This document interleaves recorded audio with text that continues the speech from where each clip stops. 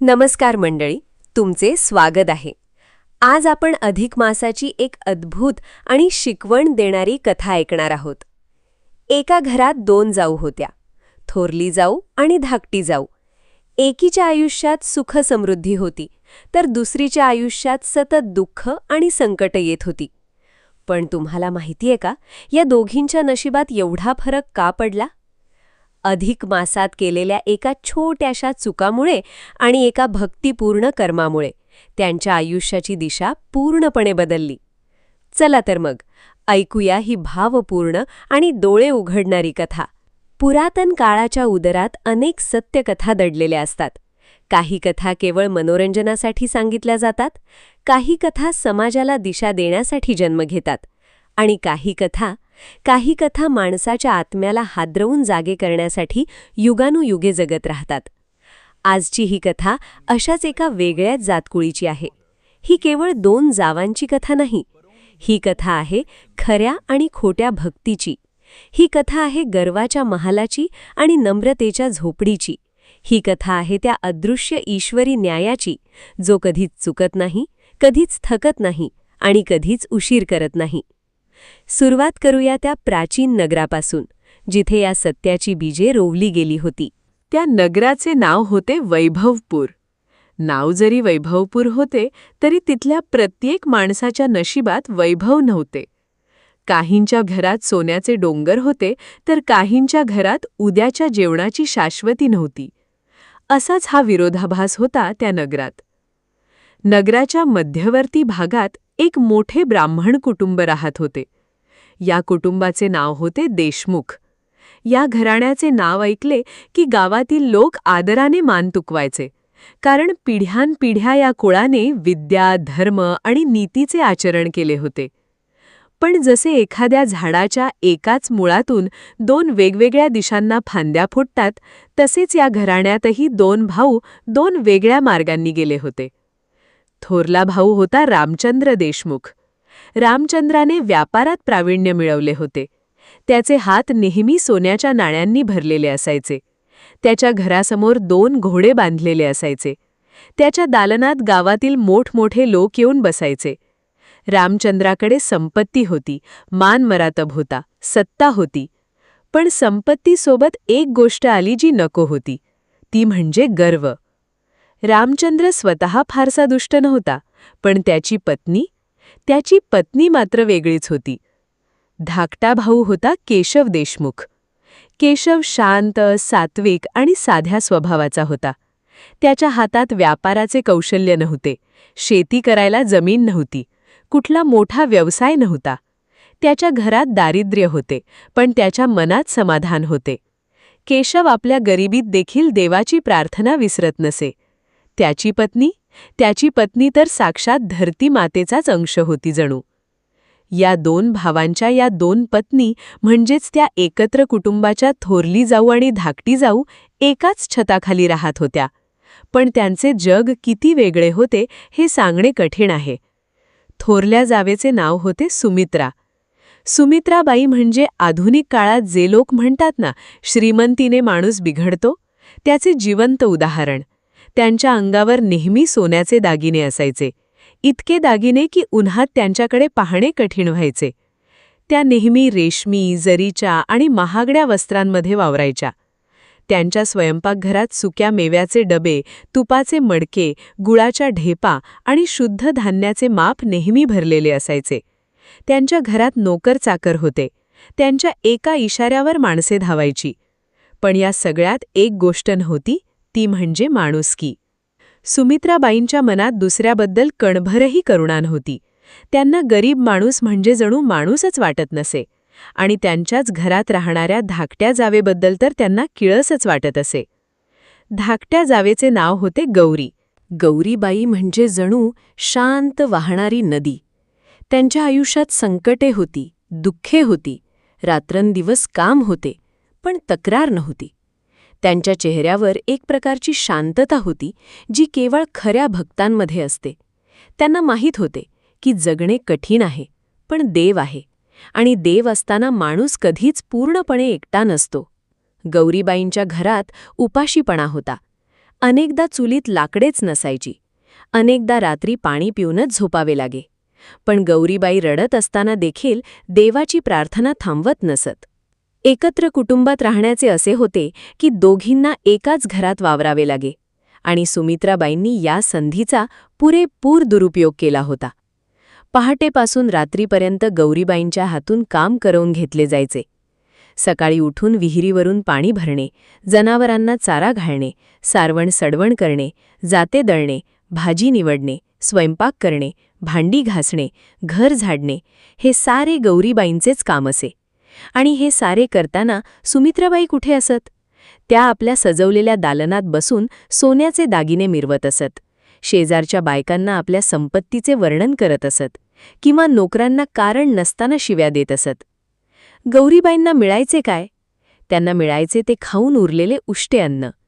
त्यांना मिळायच्या त्या जळजळणाऱ्या शिव्या. त्यांना मिळायचा तो तुच्छतेचा नजरेचा कटाक्ष. तू इथे जगतेस ते माझ्या कृपेने, सुमित्राबाई अनेकदा म्हणायच्या. तुझ्या नवऱ्याला काम नाही, धंदा नाही, अक्कल नाही. माझ्या नवऱ्याच्या संपत्तीवर जगतायस तुम्ही दोघे, उपकार मान. हे शब्द ऐकताना गौरीबाईंच्या डोळ्यात पाणी यायचे. पण त्या कधी उलटून बोलायच्या नाहीत. त्या शांतपणे आपले काम करत राहायच्या आणि मनातल्या मनात भगवंताला साकडे घालायच्या. देवा, मी काय केले की माझ्या नशिबात हे लिहिले? मला माहीत नाही, पण तू न्यायी आहेस हे मला माहीत आहे. तू माझा साक्षी आहेस. एके दिवशी सुमित्राबाईंनी नवीनच प्रकार केला. त्यांनी घरातील नोकरांना बजावले, आजपासून धाकट्या जावेला स्वयंपाकघरात यायचे नाही. त्यांनी बाहेरची सारी कामे करायची. स्वयंपाकघर माझे आहे. याचा अर्थ काय होता? याचा अर्थ होता की गौरीबाईंना आता स्वयंपाकघरातील गरम जेवणही मिळणार नव्हते. त्यांना बाहेरच कुठेतरी जे मिळेल ते खायचे होते. केशव हे पाहत होते. त्यांना खूप वाईट वाटत होते. पण थोरल्या भावाचे घर, त्यांचे उपकार आणि त्यांची आर्थिक परावलंबिता, या सगळ्यात ते काही बोलू शकत नव्हते.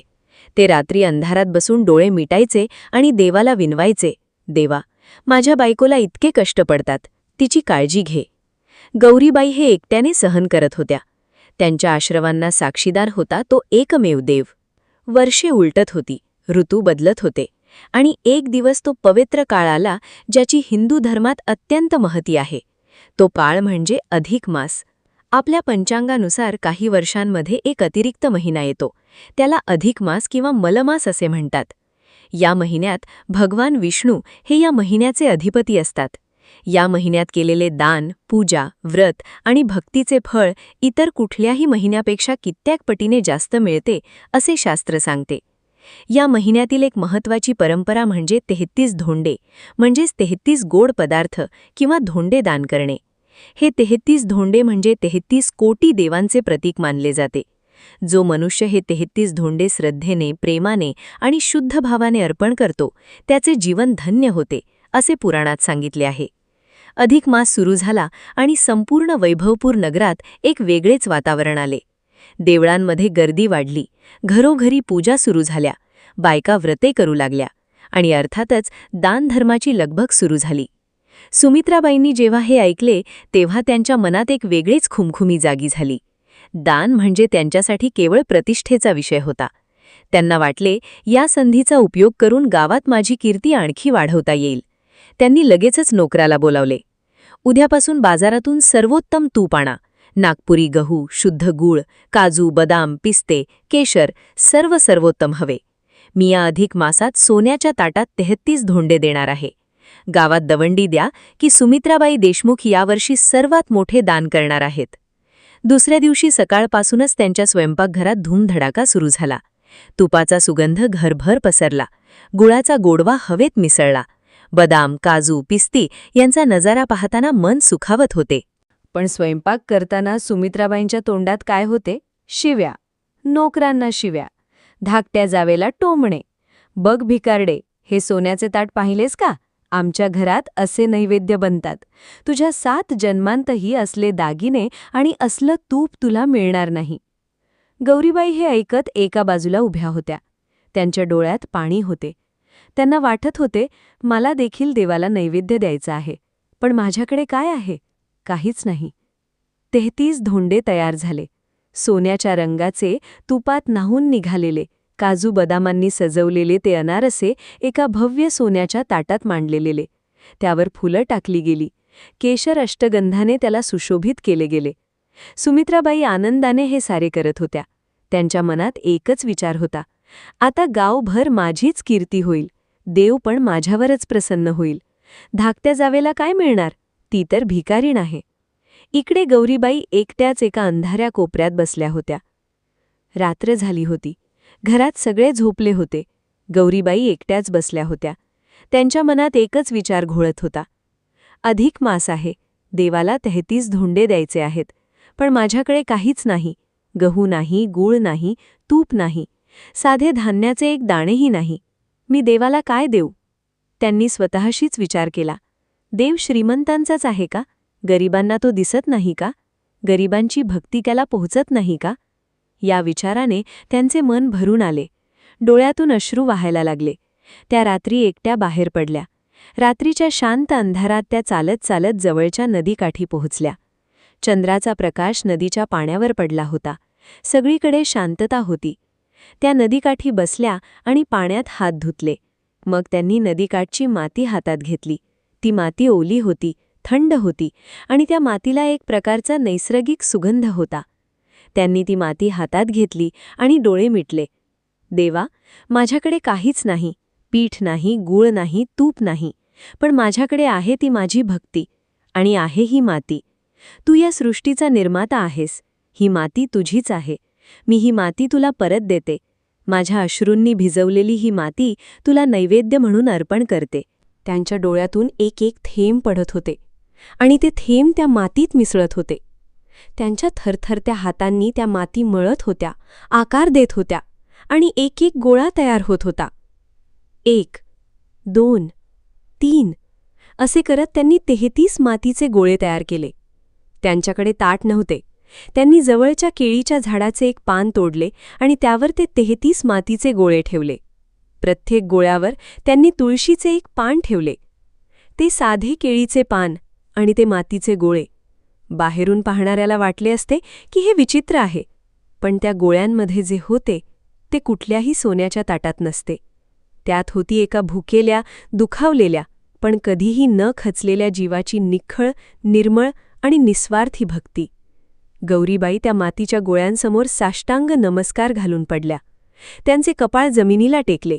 त्या रडत होत्या, पण त्यांच्या रडण्यात तक्रार नव्हती. त्यांच्या रडण्यात होती ती केवळ आर्त विनंती. भगवंता, मी जाणतो की मी अत्यंत क्षुद्र आहे. मी तुला काय देऊ शकतो? काहीच नाही. पण या मातीच्या गोळ्यांमध्ये माझे सारे आयुष्य आहे, माझे सारे अश्रू आहेत, माझी सारी भक्ती आहे. जर तुझ्यासाठी माझ्या भावनांचे काही मोल असेल तर हा नैवेद्य स्वीकार कर. पण जर तू केवळ सोन्याच्या ताटातलेच खातोस तर मग मला या जगात जगण्यात अर्थ नाही. हे शब्द ऐकून त्या रात्रीच्या वाऱ्याने आपली गती मंदवावली.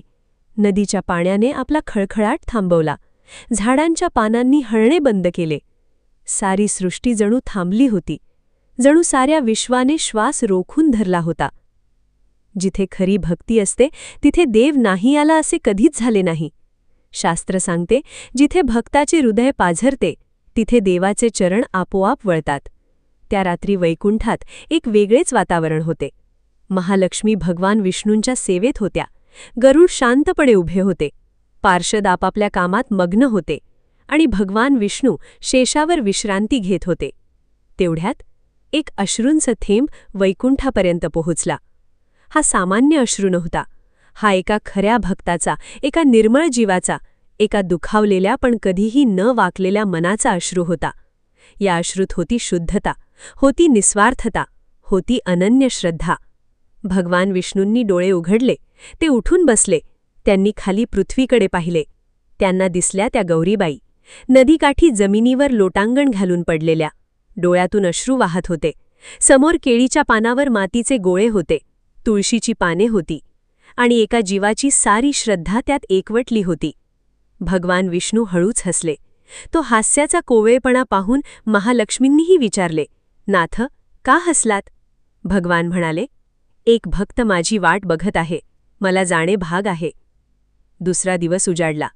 अधिक मासाची पवित्र एकादशी होती. सुमित्राबाई सकाळी लवकर उठल्या. त्यांनी सुगंधी उटणे लावून आंघोळ केली, जरीच्या साडीने म्हटल्या, सोन्याचे दागिने चढवले. त्यांनी स्वयंपाकघरात जाऊन ते सोन्याचे ताट काढले. त्यात ते 33 अनारसे होते. प्रत्येक अनारसा जणू चंद्रासारखा गोल आणि तुपाने चकाकत होता. ते देवळात जाण्यासाठी तयार होत होत्या. त्यांच्या मनात होती केवळ एकच गोष्ट, की आज गावात माझीच वाहवा होणार. तेवढ्यात दाराशी एक आवाज आला, माये, माये. एक म्हातारा माणूस दाराशी उभा होता. त्याचे कपडे फाटके होते, त्याचे केस पांढरे आणि विस्कटलेले होते. हातात एक जुनाट काठी होती. त्याचे पाय थरथरत होते. चेहऱ्यावर थकवा स्पष्ट दिसत होता. आणि डोळ्यात एक प्रकारची खोली होती, एक प्रकारचे गांभीर्य होते, जे सामान्य माणसांच्या डोळ्यात नसते. माय, 3 दिवसांपासून उपाशी आहे. खूप भूक लागली आहे. आज अधिक मासाचे पर्व आहे. दानधर्म कर, थोडे जेवण दे. सुमित्राबाईंनी त्या म्हाताऱ्याकडे पाहिले आणि त्यांचा चेहरा बदलला. चालता हो इथून, त्यांनी जोरात ओरडल्या. तुझ्यासारख्या भिकाऱ्यांसाठी माझ्या घराचा दरवाजा नाही. हे सोन्याचे ताट दिसत नाही का तुला? हा नैवेद्य साक्षात भगवान विष्णूंसाठी आहे. तुझ्यासारख्या घाणेरड्या भिकाऱ्याला स्पर्शही करू देणार नाही. नाहीतर नैवेद्य बाटतो. चल, निघ इथून. त्या म्हाताड्याने कोणताही राग दाखवला नाही. त्याने फक्त एकदा सुमित्राबाईंकडे पाहिले. त्या नजरेत काय होते हे सांगणे कठीण आहे. काहीतरी होते जे सुमित्राबाईंना त्या क्षणी समजले नाही. तो म्हातारा शांतपणे वळला आणि निघून गेला. तो म्हातारा चालत चालत पुढे गेला. नगराच्या एका कोपऱ्यात एक मोडकी, अंधारी आणि छोटीशी झोपडी होती. ती होती गौरीबाईंची. झोपडीच्या दारात आल्यावर म्हाताड्याने हाक मारली, माय, कुणी आहे का? गौरीबाई आत बसल्या होत्या. त्या डोळे मिटून भगवंताचे नामस्मरण करत होत्या. आणि समोर होते ते केळीच्या पानावरचे 33 मातीचे गोळे. म्हाताऱ्याचा आवाज ऐकून त्यांनी डोळे उघडले. त्यांनी दाराशी पाहिले. एक थकलेला, उपाशी म्हातारा ब्राह्मण उभा होता.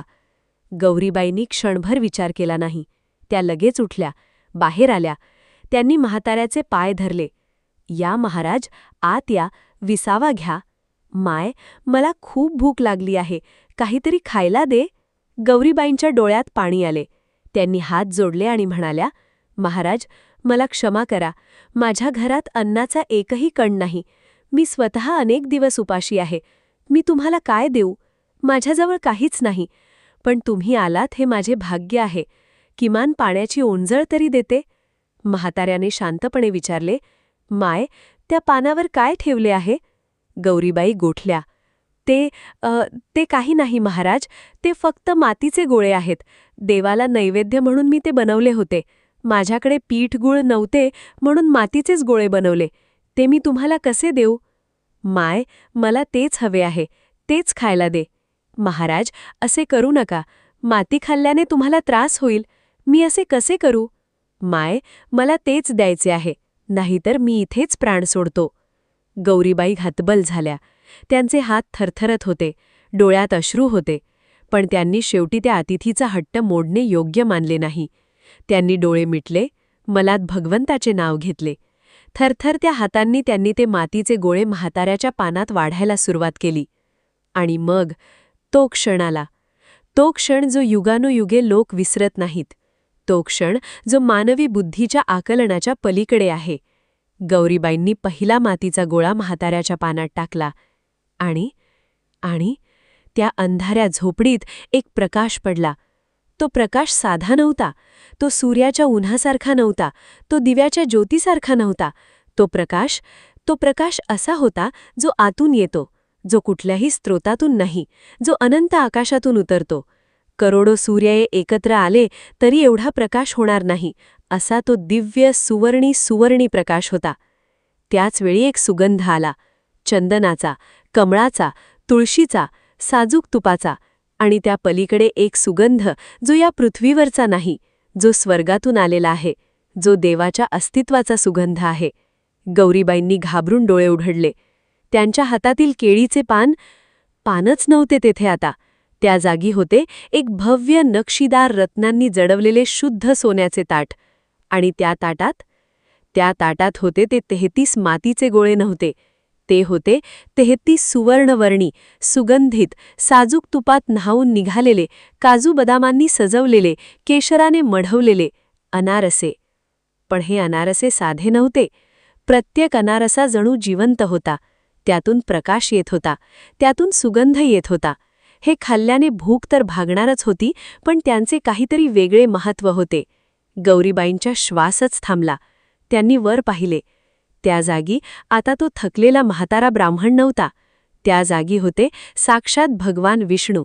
चतुर्भुज रूप, पीतांबर, वैजयंतीमाळ, शंख, चक्र, गदा, पद्म, डोळ्यात अनंत करुणा, चेहऱ्यावर मायेचे स्मित, अंगावर त्या दिव्य प्रकाशाचे वलय.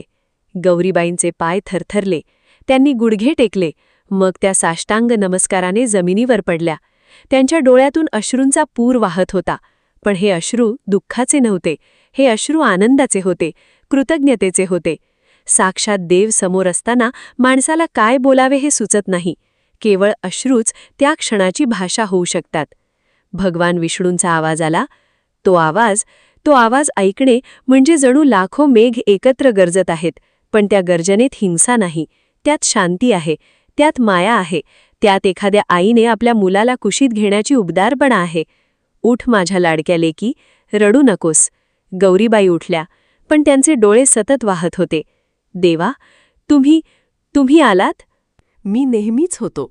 तू ज्या क्षणी नदीकाठी मातीत हात घातलास त्या क्षणापासून मी तुझ्या जवळच होतो. तुझे ते अश्रू माझ्या वैकुंठापर्यंत पोहोचले होते. पण देवा, मी तुम्हाला काय दिले? माती? साधी माती? नाही, तू मला माती दिली नाहीस. तू मला तुझे हृदय दिलेस. तुझ्या त्या मातीत होती तुझी जन्मोजन्मीची भक्ती, त्यात होते तुझे निष्पाप प्रेम, त्यात होती तुझी निस्वार्थी श्रद्धा. जगातल्या कुठल्याही सोन्याच्या ताटापेक्षा तुझी ती माती माझ्यासाठी अनंतपट मौल्यवान आहे. देवा, जे तुझ्या जावेने साजूक तुपाच्या अनारशांसोबत मला दिले ते होते केवळ बाह्य देखावा. त्यात भक्ती नव्हती, नम्रता नव्हती, प्रेम नव्हते. पण तू जे दिलेस त्यात तुझे संपूर्ण जिव्हाळा होते. माझ्यासाठी हेच खरे अन्न आहे. गौरीबाई जमिनीला टेकलेल्या होत्या. आता पुरे झाले तुझे कष्ट लेकी. तुझे दारिद्र्य, तुझी भूक, तुझ्यावर होणारा अन्याय हे सारे संपले. आजपासून तुझे जीवन बदलणार आहे. पण एक गोष्ट लक्षात ठेव, जेव्हा तुला सगळे मिळेल तेव्हाही तू तशीच राहा, नम्र, दयाळू आणि माझ्या प्रेमात बुडालेली. भगवान विष्णू बोलत होते आणि त्यांचे ते दिव्य रूप हळूहळू एका तेजाच्या वलयात विरघळत होते. ते अंतर्धान पावले. पण जाताना त्यांनी एक अशी गोष्ट केली जी गावाचा इतिहास कायमचा बदलून टाकणार होती. भगवान अंतर्धान पावताच एक मोठा आवाज झाला. जमीन हलली, भिन्नी थरथरल्या आणि मग एक अत्यंत अद्भुत गोष्ट घडली. गौरीबाईंची ती मोडकी अंधारी लहानशी झोपडी, ती झोपडी डोळ्यांसमोरच रूपांतरित होऊ लागली. भिंती वर जाऊ लागल्या, दगड सोन्यात बदलू लागले, छत उंचावले, खिडक्यांमधून प्रकाश आत आला आणि क्षणभरातच त्या जागी उभा राहिला एक भव्य, राजशाही, सोन्याचे कळस असलेला, संगमरवरी फरशांचा, हिरे माणिकांनी सजवलेला महाल. त्या महालाच्या भांडारात धान्याच्या राशी आल्या, दागिन्यांचे डब्बे भरले, सोन्याचे नाणी येऊ लागले. महालाच्या बागेत फुलांनी डवरलेली झाडे उगवली, विहिरीत स्वच्छ थंड पाणी आले. गावातील लोक डोळे विस्फारून पाहत होते. हे काय झाले? ही जादू आहे की स्वप्न? हळूहळू ती बातमी गावभर पसरली. लोक धावत आले. त्यांनी पाहिले आणि स्तब्ध झाले. कालची भितारीण आज एका सुवर्ण महालाची स्वामिनी झाली होती. ही बातमी अर्थातच सुमित्राबाईंपर्यंत पोहोचली. सुमित्राबाईंना जेव्हा ही बातमी समजली तेव्हा त्यांचे डोळे लाल झाले. या भिकाऱ्यांना इतकी संपत्ती आणि कशासाठी? मातीच्या गोळ्यांसाठी? याचा अर्थ मी पण तेच करायला हवे होते. त्यांच्या मनात विचार आला, ती मातीच्या गोळ्यांनी इतकी श्रीमंत झाली, मग मी मातीचे गोळे केले आणि देवाला दिले तर मला त्यापेक्षा जास्त संपत्ती मिळेल. त्या दुसऱ्या दिवशी सकाळी लवकर उठल्या, पण यावेळी त्यांनी एक वेगळी कृती केली. त्यांनी घरातील साजूक तूप, गहू, गूळ सारे काही लपवले. त्यांनी साधे जुने कपडे घातले, त्या बाहेर पडल्या आणि नदीकाठी गेल्या. नदीकाठी त्यांनी माती उचलली. पण ती माती उचलताना त्यांचे मन काय म्हणत होते? हा लोभ साधण्यासाठी माती उचलतो. त्यांच्या डोळ्यात खोटे अश्रू होते. त्यांच्या मनात देवाची भक्ती नव्हती, होता केवळ संपत्तीचा लोभ. त्यांनी मातीचे 33 गोळे बनवले. त्यांनी घरी परत येऊन एका फाटक्या पानावर ते गोळे ठेवले. मग त्या देवाचे नाव घेण्याचे नाटक करत बसल्या. मनात विचार होता, आता लवकर तो म्हातारा ब्राह्मण येईल, मी त्याला हे गोळे देईन, मग देव प्रसन्न होईल आणि मला खूप सारे सोने देईल. प्रतीक्षा सुरू झाली. काही वेळाने खरोखरच एक ब्राह्मण दाराशी आला. सुमित्राबाईंचा चेहरा खुलला. त्यांनी त्याला आत बोलावले. त्या अत्यंत खोट्या नम्रतेने म्हणाल्या, या महाराज, बसा, मी तुम्हाला नैवेद्य देते. त्यांनी ते मातीचे गोळे त्या ब्राह्मणाच्या पानात वाढले. त्यांचे डोळे आता लकाकत होते. त्यांना वाटत होते, आता एका क्षणात हे मातीचे गोळे सोन्याच्या अनारशात बदलतील आणि त्यांचा महाल आणखी मोठा होईल. पण काहीच झाले नाही. गोळे मातीचेच राहिले. ब्राह्मणाने एक गोळा उचलला, पण त्याने खाल्ला नाही. तो गोळा पडला आणि त्यातून विंचू बाहेर पडला. सुमित्राबाई मागे सरकल्या. दुसऱ्या गोळ्यातून एक मोठा काळा साप बाहेर आला. तिसऱ्यातून किडे, चौथ्यातून अळ्या. ते सारे विंचू आणि साप सरपटत घरभर पसरले. त्यातून एक भयंकर दुर्गंधी येऊ लागली. सुमित्राबाई किंकाळ्या मारत घराबाहेर पळाल्या. त्यांनी मागे वळून पाहिले तर तो ब्राह्मण तिथे नव्हता. त्याऐवजी आकाशातून एक आवाज आला, शांत, गंभीर, न्यायी. सुमित्रा, तू आज मला फसवण्याचा प्रयत्न केलास. भक्तीचा, दानाचा, नम्रतेचा खोटा बाजार मांडलास. पण ईश्वराला कधीच फसवता येत नाही. तो आतले पाहतो, बाहेरचे नाही. तुझ्या आतील लोभ, ईर्ष्या आणि कपट यांचे फळ तुला मिळाले आहे. आता जा आणि शिक. आणि त्याच क्षणी सुमित्राबाईंचा तो भव्य महाल, ते सोन्याचे दागिने, ती सारी संपत्ती, सगळे जळून खाक झाले. जिथे महाल होता तिथे केवळ राख उरली. सुमित्राबाई रस्त्यावर आल्या. त्यांच्याकडे काहीच नव्हते आता. सुमित्राबाई रडत, हतबल होऊन एकट्या रस्त्यावर उभ्या होत्या. त्यांना आता खरे समजले होते. आयुष्यभर त्यांनी दुसऱ्यांना दुखावले, छळले, अपमानित केले. त्यांनी आपल्या संपत्तीचा माज केला, देवाशीही कपट करण्याचा प्रयत्न केला, आणि आता हे सारे त्यांच्यावर उलटले होते. त्यांच्या डोळ्यात अश्रू होते, पण हे अश्रू खरे होते, आयुष्यात पहिल्यांदाच खरे. त्यांनी गौरीबाईंच्या त्या सुवर्ण महालाकडे पाहिले. त्या चालत गेल्या, महालाच्या दरवाजात उभ्या राहिल्या. गौरी, माझ्या धाकट्या जावे. गौरीबाई दाराशी आल्या. सुमित्राबाईंनी गौरीबाईंचे पाय धरले. त्या जमिनीवर बसल्या आणि त्यांनी डोके गौरीबाईंच्या पायांवर टेकवले. मला माफ कर. मी आयुष्यभर तुला छळले, तुझा अपमान केला, तुला माणूस मानले नाही. मी चुकीची होते. मी महापापी होते. मला माफ कर. त्यांचे रडणे थांबत नव्हते. गौरीबाई खाली वाकल्या. त्यांनी सुमित्राबाईंना उठवले. उठा दादीसाऊस, रडू नका. मी तुझी माफी मागायच्या लायकीची नाही. माफी मागायला माणूस लायकीचा किंवा नालायकीचा नसतो. माफी मागणे हे साहस आहे, आणि तुम्ही ते साहस केले. गौरीबाईंनी सुमित्राबाईंना आत घेतले, त्यांना बसवले, त्यांना जेवण दिले, त्यांना आश्रय दिला. तुम्ही इथेच राहा. हा महाल देवाने मला दिला आहे. देवाने दिलेले सारे सगळ्यांसाठी असते. सुमित्राबाई स्तब्ध झाल्या. हीच गौरी होती जिला त्यांनी आयुष्यभर उष्टे अन्न खायला दिले. हीच गौरी होती जिला त्यांनी भिकारीण म्हणून हिणवले. आणि हीच गौरी आज त्यांना आपल्या घरात आश्रय देत होती. त्या दिवसापासून वैभवपूर नगर बदलले. गौरीबाई त्या सुवर्ण महालात राहू लागल्या. त्यांची संपत्ती वाढत होती, पण त्यांचा स्वभाव बदलला नव्हता. त्या अजूनही नम्र होत्या. त्या अजूनही दान करत होत्या. त्या अजूनही देवाच्या प्रार्थनेत मग्न होत्या. त्यांनी गावातील गरीब माणसांसाठी अन्नछत्र सुरू केले. त्यांनी विद्यार्थ्यांसाठी शाळा बांधली. त्यांनी आजारी लोकांसाठी वैद्यशाळा उघडली. गावात आता गौरीबाईंबद्दल एकाच प्रकारचे भाव होते, आदर. पण तो आदर संपत्तीमुळे नव्हता. तो आदर होता त्यांच्या माणुसकीमुळे, त्यांच्या दयाळूपणामुळे. आणि सुमित्राबाई? सुमित्राबाई आता गौरीबाईंच्या सेवेत होत्या. पण आता हे काम त्यांना जड वाटत नव्हते, कारण त्यांनी खऱ्या अर्थाने नम्रता शिकली होती. त्यांनी खऱ्या अर्थाने समजले होते की माणसाचे मोल त्याच्या संपत्तीत नसते. एके दिवशी सुमित्राबाई गौरीबाईंसमोर बसल्या होत्या आणि म्हणाल्या, गौरी, मला सांग, त्या दिवशी तू कशी इतकी शांत होतीस? तुझ्याकडे काहीच नव्हते, तरीही तू तक्रार केली नाहीस. गौरीबाई हसल्या. दादीसासू, माझ्याकडे एक गोष्ट होती. ती गोष्ट सर्वात मौल्यवान असते. ती गोष्ट म्हणजे श्रद्धा. देव आहे आणि तो न्यायी आहे हे मला माहीत होते. मग घाबरण्यासारखे काय होते? सुमित्राबाईंनी डोळे मिटले. त्यांना त्यांच्या जीवनाचा सारा पट दिसला. किती वर्षे त्यांनी संपत्तीची पूजा केली, संपत्तीलाच देव मानले, आणि त्यात खरा देव कुठेतरी हरवला होता.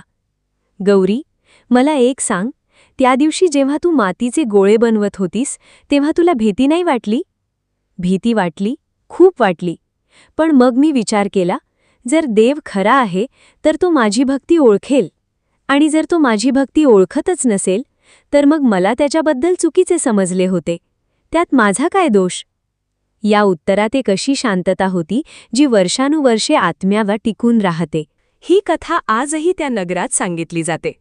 आजही जेव्हा कोणाला वाटते की आपल्याकडे देण्यासाठी काहीच नाही, तेव्हा लोक गौरीबाईंची आठवण करतात. आजही जेव्हा कोणाला वाटते की देव केवळ श्रीमंतांचाच आहे, तेव्हा लोक त्या मातीच्या गोळ्यांची आठवण करतात. या कथेचा अर्थ केवळ चमत्काराचा नाही, या कथेचा खोल अर्थ वेगळा आहे. देव ताटातील अन्न पाहत नाही, देव तुमच्या खिशातील पैसे मोजत नाही, देव तुमच्या अंगावरचे दागिने पाहत नाही. देव पाहतो ते तुमच्या हृदयातील भाव, तुमच्या देण्यामागील हेतू, तुमच्या प्रेमाची खोली. एक झोपडीत राहणारी गरीब स्त्री माती देऊ शकली, कारण त्या मातीत तिचे संपूर्ण हृदय होते. एक महालात राहणारी श्रीमंत स्त्री सोने देऊनही काहीच मिळवू शकली नाही, कारण त्या सोन्यात केवळ लोभ होता.